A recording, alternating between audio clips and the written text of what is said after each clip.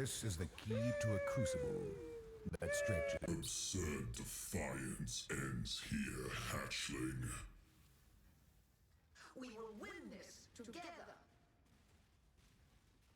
Incineration probable. The others arrived to challenge me for this realm. Hi, welcome back everyone. In this video I'm going to show you a higher budget version of this build. If you haven't seen part 1, I definitely recommend you watching it. This build is pretty complex, so there are high chance that you're gonna miss something important.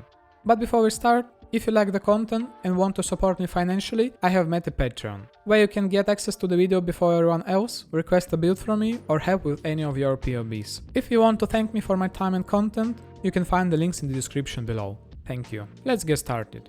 One of the most obvious upgrades would be the weapon.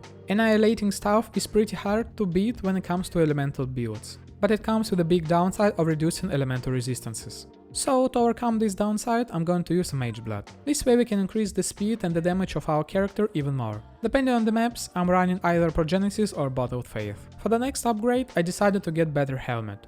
I bought this one with +1 to maximum power charges and +2 to lightning gems. But ideal helmet will be with +2 to lightning and +2 socketed AoE. There is a couple on the market, but they never will log on. So let's try to get it ourselves. I bought 20 helmets and 20 temples. Let's see if this will be enough.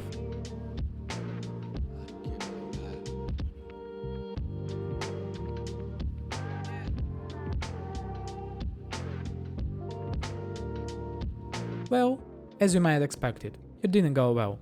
30 divines down the drain. Anyways, let's continue upgrading the build. For the next upgrade, I bought the gloves with +1 to frenzy corruption, so we'll have even more damage while mapping. And for my next and final upgrade, I bought the Ashes of the Star amulet with +1 to maximum curses. Since I'm using Mage Blood now, I lost a lot of CDR from the belt. And I was thinking, what should I do with it? To achieve first 9% of CDR breakpoint, I could just use Eldritch Implicit on the boots. This one is easy. But what about 27%? Unfortunately, the only way of getting additional CDR would be from Balance of Terror Jewel with Temporal Chains mod. I could level up a bit and get additional socket and have enough of CDR for 27% breakpoint, but then I was thinking, is it even worth it? This build is socket star already, and trying to fit one more gem, which you will have to press constantly, was not worth it for me.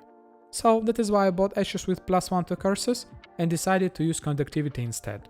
Honestly, the damage for mapping is more than enough, so this curse is only used for tougher bosses. Well, this is all for the upgrades. The current version has around 83 million average hit with WoW Ratchet's Fire up, and we triggered it around 4.33 times per second. So total DPS is around 350 million with WoW Ratchet's Fire up and around 300 million without it. If you will be able to get +4 helmet and 30% quality ashes, you will get additional 100 million DPS, which is crazy. But this build has one major downside, and it's survivability. You will get one-shot quite a lot, and you cannot kill any Ubers, because everything will one-shot you. Also, it's pretty hard on the eyes, so it's even harder to dodge some stuff. And lastly, my PC is not really fond of this build as well. Anyways, this is it guys. I like this build a lot, and definitely recommend you to try it out.